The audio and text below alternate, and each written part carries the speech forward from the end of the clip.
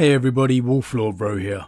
Before I begin today, a big thank you to all the Sons of Rolo for the virtual gift voucher. Thank you very much for the support, I really appreciate it. Thank you. But, on to today. Today we are going back in time to the Shrine of Roboute Guilliman, Primarch of the Ultramarines. Spoiler warning to begin, we are going to be discussing a little general lore, plus events from the Uriel Ventris novel Nightbringer. As always, I really recommend you read the stories for yourself first, as that's the best way to enjoy the lore for yourself. Not only that, we help to support the great Games Workshop and Black Library, because without them, we don't have this amazing lore to talk about. I'll put a link in the description as always. But with that said, let's just jump straight in. Now, I don't know if it was talking about the Ultramarines omnibus last week or looking at the old 2nd edition Ultramarines Codex, the first codex I ever owned. But in going through those old pages, I was really drawn back to the time before the Primarchs returned. Just the aura of legend the Primarchs had. And a little side note here, but there's a picture of a Space Marine in the Codex when they're talking about Guilliman. So the young lad that I was, I assumed this was Guilliman. So whenever I think of the Primarch of the Ultramarines, it's always this image that I get in my head. Imagine my surprise when some blonde dude showed up instead. But on those particular pages, there's a small passage regarding the Shrine of the Primarch. The Shrine of Roboute Guilliman is one of the most holy places in the entire Imperium, and one which welcomes millions of pilgrims every year. It lies within the Temple of Correction, a building forming a part of the fortress of the Ultramarines in the Northlands of Macragge. The temple is a miracle of construction, and typical of the attention to detail which is an Ultramarines trait. Its proportions defy the human mind by the scope and grandeur of design. The multicoloured glass dome that forms the roof is the largest of its kind. Even the techno-magi of the Adeptus Mechanicus come to marvel at the structure, said to have been designed by Roboute Guilliman himself. According to the Ultramarines, there is enough marble within the temple to build a mountain, and sufficient adamantium and shining plasteel to construct a war fleet. Within this edifice is the great marble throne of Roboute Guilliman, and upon that throne sits his regal corpse.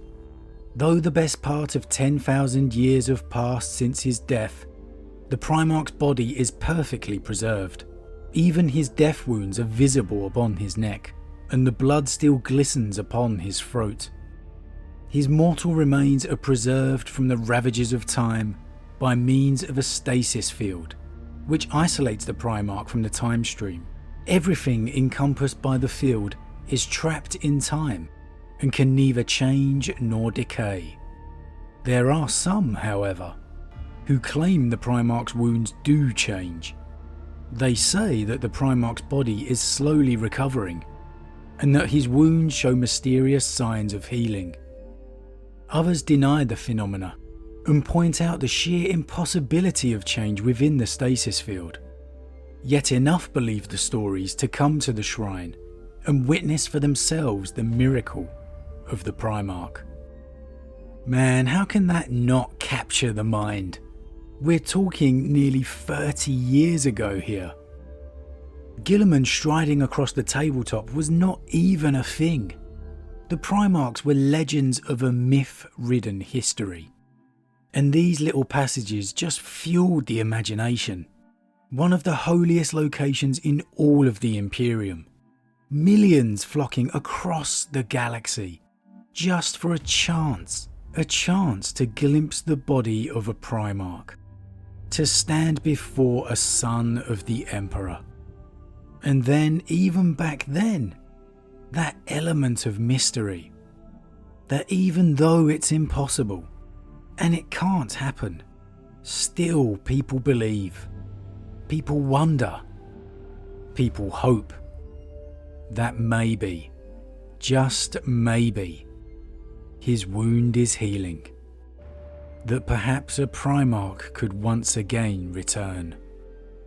And reading that as a kid, man, that was just amazing. It just fired my imagination, as I'm sure it did a lot of you out there, of these gods of myth, these Primarchs.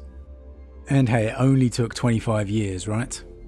But then, many years after this entry in the Codex, we got to see how the Ultramarines themselves viewed the shrine, the effect viewing their Genefather had on one of their Marines, when newly appointed captain of the 4th Company, Uriel Ventris, visited the shrine.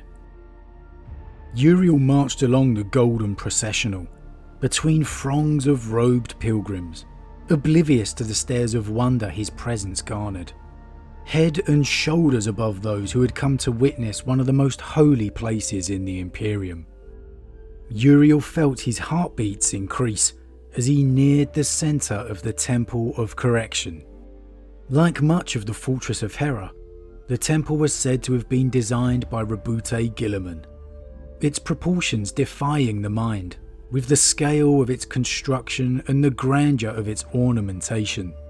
Multicoloured radiance spilled from a massive archway ahead of him. Light from the low evening sun shimmering through the stained glass dome. The multitude of pilgrims parted before him, his status as one of the Emperor's chosen, granting him hushed precedence over their desire to lay eyes on the blessed Guilliman. As always, his breath caught in his throat as he emerged into the awesome, humbling presence of the Primarch, and he cast his eyes downwards, unworthy of allowing his gaze to dwell upon the chapter's founding father for too long. I think we've been so blessed with Primarch content thanks to the Heresy series, we've almost become numb to it. But here, a reference to a Primarch was few and far between. To have Uriel stand before the Primarch himself, this was truly a great moment. And you get that sense from Uriel too. He's most likely stood before that stasis field 100 times or more.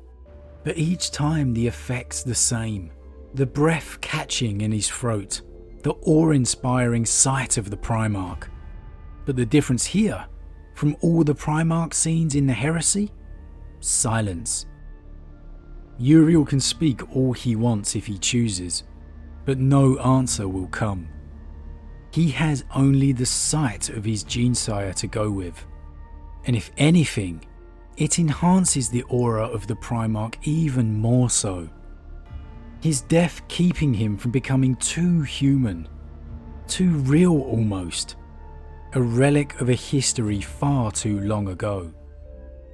The massively armoured form of Roboute Guilliman, Primarch of the Ultramarines, sat upon his enormous marble throne, entombed these last 10,000 years within the stasis field.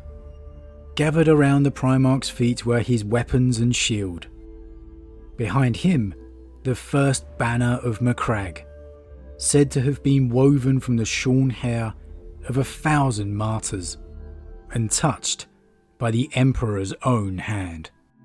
Uriel felt a fierce pride swell within his breast, that his veins ran with the blood of this mightiest of heroes, and warriors stretching back to the days of the Great Crusade. He dropped to one knee, overwhelmed by the honour his very existence brought him. Even in death the Primarch's features spoke of great courage, and were it not for the glistening wound upon his neck, Uriel would have sworn that the great warrior could stand and march from the temple. He felt a cold, steel rage as his eyes fixed upon the scarlet wound. Beads of blood, like tiny glittering rubies, were held immobile below the Primarch's neck, suspended in mid-air by the static time stream within. Guilliman's life had been cut short by the envenomed blade of the traitor Primarch, Fulgrim, of the Emperor's children.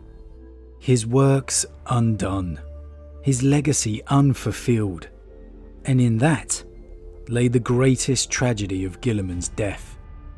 Man, I love that. Pride swelling in Uriel's chest.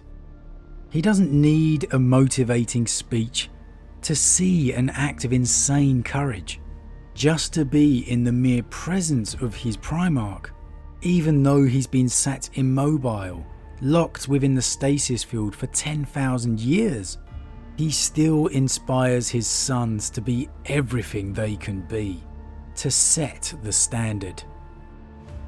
And then the rage at his death, the sight of his genesire's wound, by of course his brother Fulgrim.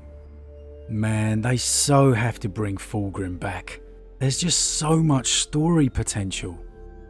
Uriel knew that there were those who believed that the Primarch's wounds were slowly healing, and claimed he would one day arise from his throne. How such an impossibility could occur within the time-sealed bubble of a stasis field was a matter such prophets ascribed to the infallible will of the Emperor.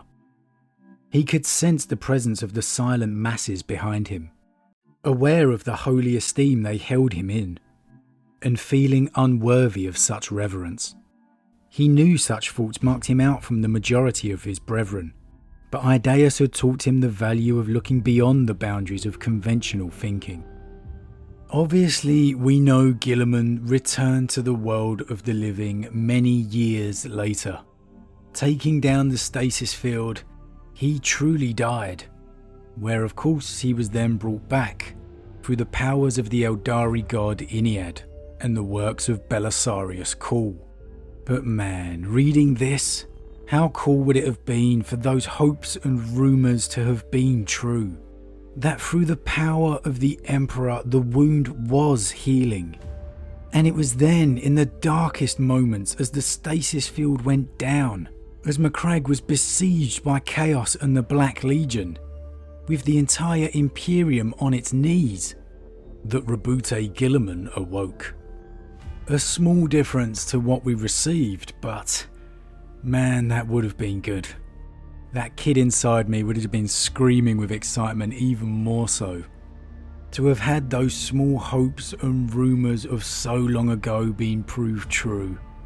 Those hopes I had, like I said, as a kid when reading them, man, that would have been something. But regardless of how, the fact remains, from those seeds planted all those many, many years ago, the Primarch Roboute Guilliman did indeed return. And now, the fate of the Imperium rests on his shoulders. As always guys, what do you think? Do you enjoy the reverence of which the lost Primarchs still have? Did you like the way Guilliman returned, or would you have preferred another way? And would you like to see more of these kind of scenes regarding the other Primarchs who have yet to return? Lion L. Johnson, Leman Russ, Corax, Rogel Dawn, Vulcan, and of course Jagatai.